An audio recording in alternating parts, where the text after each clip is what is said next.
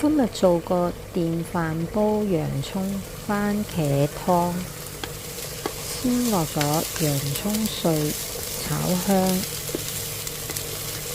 咁我哋炒緊嘅時間就需要落少少油，跟住再落埋啲番茄，番茄都係切粒粒啦。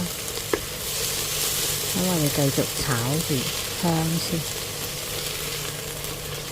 用電飯煲嘅好處就係我哋唔需要有明火，比較環保，同埋簡單衛生方便。咁我哋炒住先，跟住就放水。咁我一般我都係用滾水放，就比較快啲可以完成個湯。